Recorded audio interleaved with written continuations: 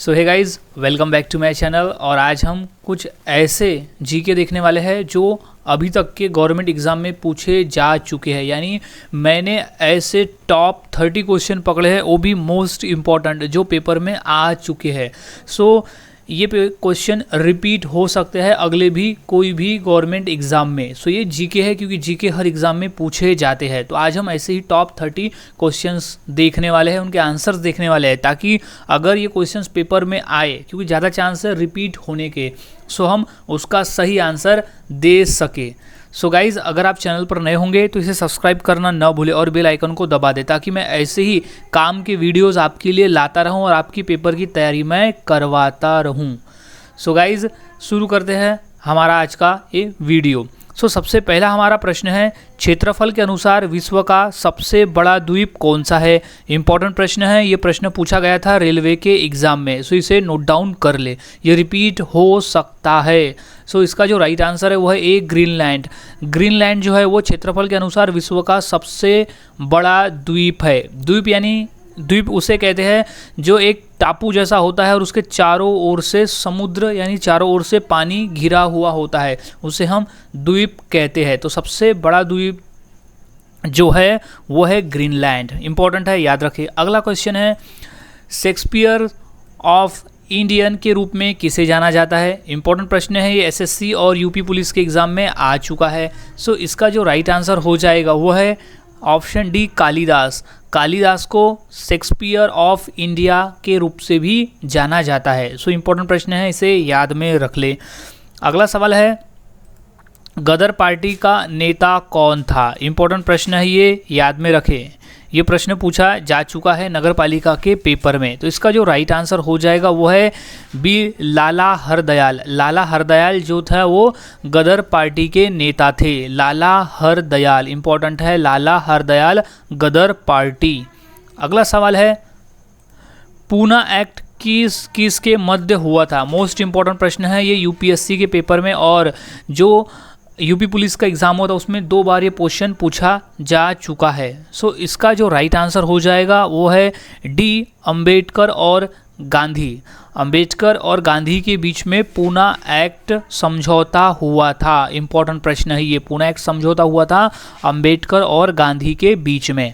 अगला सवाल है, स्वराज्य मेरा जन्मसिद्ध अधिकार है और मैं इसे पाकर ही रहूँगा, यह कथन किसने कहा था। इंपॉर्टेंट है, जब आज़ादी की लड़ाई चल रही थी अंग्रेज़ों के खिलाफ, तब ऐसे कई महापुरुष हुए थे जिन्होंने एक कथन कहा था कि लड़ाई लड़ते समय आज़ादी पाने के लिए। सो स्वराज्य मेरा जन्मसिद्ध अधिकार है, ये कहा था ऑप्शन डी, लोकमान्य तिलक ने। लोकमान्य तिलक जी ने कहा था स्वराज्य मेरा जन्मसिद्ध अधिकार है और मैं इसे पाकर ही रहूँगा। सो याद रखें, ये प्रश्न आ चुका है रेलवे के एग्ज़ाम में। सो इम्पोर्टेंट प्रश्न है ये।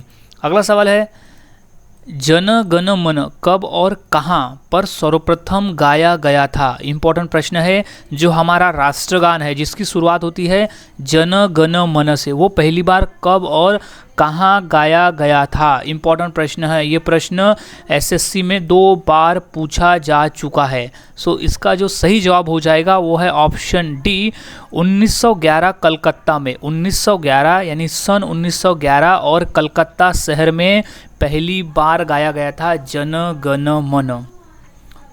अगला सवाल है, भारत का राष्ट्रपति बनने की योग्यता के लिए न्यूनतम आयु कितनी होनी चाहिए। इंपॉर्टेंट प्रश्न है, ये यूपीएससी में और जो यूपी पुलिस के एग्ज़ाम में और जो एलआईसी का एग्ज़ाम होता है उसमें भी ये प्रश्न पूछा जा चुका है। तो इसका जो सही जवाब है वो है सी, 35 वर्ष। 35 वर्ष। अगर आपको भारत का राष्ट्रपति बनना है, सो आपकी जो न्यूनतम आयु होनी चाहिए कम से कम 35 वर्ष होनी चाहिए। ज़्यादा से ज़्यादा कितना भी चलेगा, लेकिन कम से कम 35 तो होनी ही चाहिए। 35 के नीचे नहीं चलेगा, वो एलिजिबल नहीं रहेगा। सो 35 वर्ष के ऊपर ही होनी चाहिए, या तो 35 वर्ष या तो फिर उसके ऊपर। अगला सवाल है, पंचायती राज की शुरुआत कब से हुई। इंपॉर्टेंट प्रश्न है, ये प्रश्न रेलवे में पूछा जा चुका है। सो इसका जो सही जवाब है वो है 1959 में। 1959 में पंचायती राज की शुरुआत हुई थी, 1959 में। इंपॉर्टेंट प्रश्न है, इसे याद में रख ले। अगला सवाल है, राष्ट्रपति पद के रिक्त हो जाने पर कितनी अवधि के भीतर उसका फॉर्म भरा जाना आवश्यक है, यानी उसका भरा जाना आवश्यक है। सो इम्पोर्टेंट प्रश्न है, ये प्रश्न यूपीएससी के पेपर में आ चुका है। सो इसका जो राइट आंसर हो जाएगा वो है ऑप्शन डी, 6 माह के भीतर, यानी 6 महीने के अंदर। अगर कोई राष्ट्रपति अपने पद से इस्तीफा देता है तो उस पद को 6 महीने के अंदर ही भरा जाना चाहिए, ऐसा संविधान कहता है कि उसे 6 महीने के अंदर ही भरा जाना चाहिए, वो 6 महीने के ऊपर रिक्त नहीं होना चाहिए। इम्पोर्टेंट प्रश्न है, इसे याद में रखें। सो अगला सवाल है, इंदिरा गांधी नहर किस राज्य में निर्मित की गई है, या इंदिरा गांधी नहर किस राज्य में है। इम्पॉर्टेंट है, ये प्रश्न बिहार के एग्ज़ाम में आया हुआ है। सो इसका जो राइट आंसर हो जाएगा वो है ऑप्शन बी, राजस्थान। इंदिरा गांधी नहर जो है वो राजस्थान में निर्मित की गई है। मोस्ट इम्पॉर्टेंट क्वेश्चन है ये, राजस्थान। अगला सवाल है, क्षेत्रफल की दृष्टि से भारत का सबसे बड़ा राज्य कौन सा है। इम्पॉर्टेंट प्रश्न है, ये प्रश्न बेसिक है लेकिन ये प्रश्न पूछा गया है 2 से 3 बार, इसलिए इसे मोस्ट इम्पॉर्टेंट कर ले। तो इसका जो सही जवाब है वो है सी, राजस्थान। राजस्थान क्षेत्रफल की दृष्टि से भारत का सबसे बड़ा राज्य है राजस्थान। इम्पॉर्टेंट है गाइज, इसे नोट डाउन कर ले, राजस्थान राज्य। और अगर जनसंख्या की दृष्टि से बात करें तो वो है फिर उत्तर प्रदेश। अगला सवाल है, लखनऊ किस नदी के किनारे बसा है। इम्पॉर्टेंट प्रश्न है, ये यूपी पुलिस के एग्ज़ाम में आया हुआ है। सो इसका जो राइट आंसर हो जाएगा वो है डी, गोमती नदी।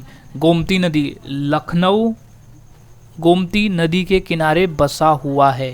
इम्पॉर्टेंट है, याद रखें। अगला सवाल है, सारे जहां से अच्छा हिंदुस्तां हमारा के रचयिता कौन है। इम्पॉर्टेंट प्रश्न है, याद में रखें। ये प्रश्न 2 बार रेलवे में पूछा जा चुका है, रेलवे के एग्ज़ाम में। तो इसका जो राइट आंसर हो जाएगा वो है बी, इकबाल। इकबाल ने ये लिखा था, सारे जहां से अच्छा हिंदुस्तां हमारा, इकबाल।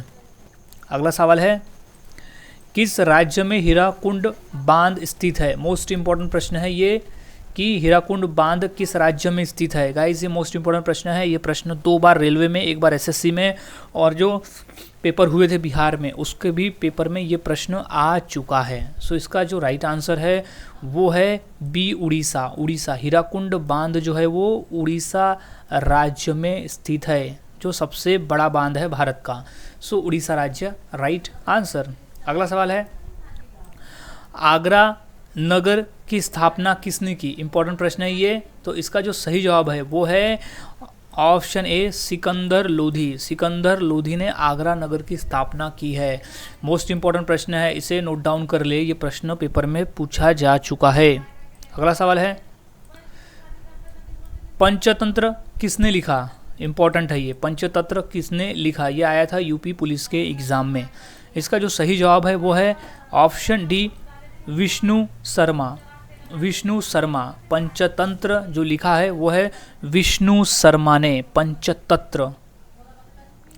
अगला सवाल है, अजंता की गुफाएं कहाँ स्थित है। इंपॉर्टेंट प्रश्न है ये। महाराष्ट्र में जो पेपर हुआ था पीडब्ल्यूडी का, उसमें भी ये प्रश्न पूछा गया है, यूपी पुलिस में भी आया है, और रेलवे में भी ये प्रश्न पूछा गया है कि अजंता की गुफाएं कहाँ स्थित है। मोस्ट इंपॉर्टेंट प्रश्न है ये।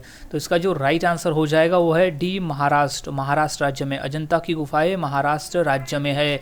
इंपॉर्टेंट कर ले, ये प्रश्न काफ़ी बार पूछा गया है। अगला सवाल है, रामकृष्ण मिशन की स्थापना किसने की है। इंपॉर्टेंट प्रश्न है ये, इसे नोट डाउन अच्छी तरह से कर ले। तो इसका जो राइट आंसर हो जाएगा वो है बी, स्वामी विवेकानंद। स्वामी विवेकानंद, स्वामी विवेकानंद जी ने रामकृष्ण मिशन की स्थापना की थी। इंपॉर्टेंट है। अगला सवाल है, गौतम बुद्ध का जन्म कहाँ हुआ। मोस्ट इंपॉर्टेंट प्रश्न है ये, रेलवे में 2 बार पूछा जा चुका है। सो गौतम बुद्ध का जन्म हुआ था ऑप्शन सी, लुम्बिनी। लुम्बिनी नामक जगह पर गौतम बुद्ध का जन्म हुआ था। इंपॉर्टेंट है ये प्रश्न, 2 बार पूछा जा चुका है। अगला सवाल है, विजय स्तंभ कहाँ स्थित है। इंपॉर्टेंट प्रश्न है ये कि विजय स्तंभ कहाँ स्थित है। सो इसका जो राइट आंसर हो जाएगा वो है सी, चित्तौड़गढ़। चित्तौड़गढ़ में स्थित है विजय स्तंभ। चित्तौड़गढ़ कहाँ है? राजस्थान में। सो चित्तौड़गढ़ में स्थित है विजय स्तंभ। अगला सवाल है, दिल्ली के लाल किले का निर्माण किसने करवाया था? इंपॉर्टेंट प्रश्न है, ये प्रश्न पूछा जा चुका है रेलवे में 2 बार। तो इसका जो सही जवाब है वो है बी, शाहजहां। शाहजहां ने लाल किले का निर्माण करवाया था। इंपॉर्टेंट प्रश्न है ये, शाहजहां। अगला सवाल है, दिल्ली के अंतिम मुगल शासक कौन थे? इंपॉर्टेंट प्रश्न है, इसे आईएमपी कर ले क्योंकि ये प्रश्न 2 बार पूछा गया था कि दिल्ली के अंतिम मुगल बादशाह कौन था या मुगल शासक कौन था। तो इसका जो राइट आंसर है वो है बहादुर शाह जफर। बहादुर शाह जफर जो था वो अंतिम मुगल शासक था, और जो पहला मुगल शासक था वो था बाबर, और जो आखिरी था वो था बहादुर शाह जफर। याद रखिए। अगला सवाल है, पंडित भीमसेन जोशी का संबंध किस क्षेत्र से है? इंपॉर्टेंट प्रश्न है, ये रेलवे में पूछा जा चुका है। सो इसका जो राइट आंसर हो जाएगा वो है सी, शास्त्रीय गायन से। शास्त्रीय गायन से भीमसेन जोशी का संबंध है, शास्त्रीय गायन। इंपॉर्टेंट प्रश्न है ये, शास्त्रीय गायन। अगला सवाल है, भारत की प्रमुख फसल कौन सी है? इंपॉर्टेंट प्रश्न है, ये यूपी पुलिस के एग्जाम में बहुत बार पूछा जा चुका है। बहुत मोस्ट इंपॉर्टेंट प्रश्न है ये कि भारत की प्रमुख फसल कौन सी है। सो इसका जो सही जवाब है वो डी है, चावल। चावल सबसे ज़्यादा उगाया जाता है। भारत देश में चावल की खेती सबसे ज़्यादा होती है, तो प्रमुख फसल जो है वो चावल है। अगला सवाल है, भारत रत्न पुरस्कार पर कौन सी आकृति बनी होती है? मोस्ट इंपॉर्टेंट प्रश्न है, ये प्रश्न यूपी पुलिस में और जो एलआईसी का पेपर हुआ था और जो बिहार के पेपर हुए थे उसमें ये प्रश्न पूछा गया था। तो इसका जो सही जवाब है वो है डी, सूर्य। भारत रत्न पुरस्कार पर सूर्य की आकृति बनी होती है। इंपॉर्टेंट है ये, सूर्य। अगला सवाल है, भारत का सबसे बड़ा शहर कौन सा है? मोस्ट इंपॉर्टेंट ये भी प्रश्न है क्योंकि ये प्रश्न भी पूछा गया है। बेसिक प्रश्न है लेकिन ये रेलवे में 2 बार आ चुका है। सो इसका जो सही जवाब हो जाएगा वो है ए, मुंबई। मुंबई, भारत का सबसे बड़ा शहर है मुंबई, इज़ मुंबई। अगला सवाल है, दोहरा शतक बनाने वाली प्रथम भारतीय महिला क्रिकेटर कौन है? इंपॉर्टेंट प्रश्न है, ये प्रश्न भी आ चुका है नगर पालिका के पेपर में। सो इसका सही जवाब है वो है डी, मिथाली राज। मिथाली राज एक ऐसी महिला खिलाड़ी है जिसने पहली बार दोहरा शतक मारा है, यानी वो प्रथम भारतीय महिला क्रिकेटर है जिसने दोहरा शतक बनाया है, मिथाली राज। अगला सवाल है, मनुष्य के खून में कौन सी धातु पाया जाता है? इंपॉर्टेंट प्रश्न है, ये प्रश्न कई बार पेपर में आया हुआ है, तरह तरह के पेपर में आया हुआ है। क्योंकि गाइज हम यहाँ पर जितने भी प्रश्न देख रहे हैं वो सभी पेपर में, जितने भी गवर्नमेंट एग्जाम होते हैं वो सभी पेपर में जो जीके पूछे जाते हैं वो सभी पेपर में इम्पॉर्टेंट है, सभी पेपर के लिए। सो जितने भी हम क्वेश्चन आज प्रैक्टिस कर रहे हैं उन सभी के आंसर्स को अच्छी तरह से याद रखना है क्योंकि ये क्वेश्चंस आपको पेपर में मिलेगा ही मिलेगा। सो याद में रखें ताकि पेपर में अगर क्वेश्चन पूछे जाते हैं तो उनका सही आंसर दे सको। सो हमारा सवाल है कि मनुष्य के खून में कौन सा धातु पाया जाता है? तो इसका जो सही जवाब है वो डी, लोहा। लोहा नामक जो धातु है वो मनुष्य के खून में पाया जाता है। इस वजह से ही जो मनुष्य का रक्त है वो लाल कलर का दिखाई पड़ता है, लोहा होने की वजह से।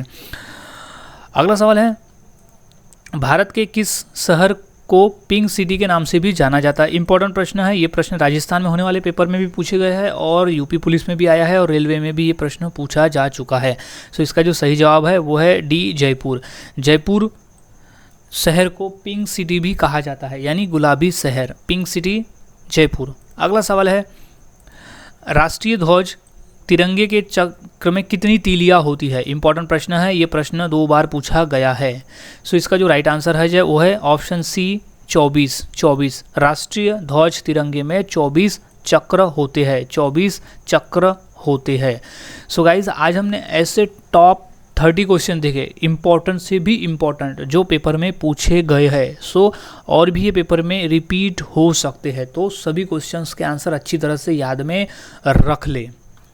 सो गाइज मिलता हूँ मैं ऐसी और नए टॉप जीके के साथ अगली वीडियो में। अगर आप चैनल पर नए होंगे सो मेरे इस चैनल को सब्सक्राइब करना न भूलें और बेल आइकन को दबा दें ताकि मैं ऐसे ही वीडियोज़ आपके लिए लाता रहूँ और आपको पेपर की तैयारियाँ मैं करवाता रहूँ।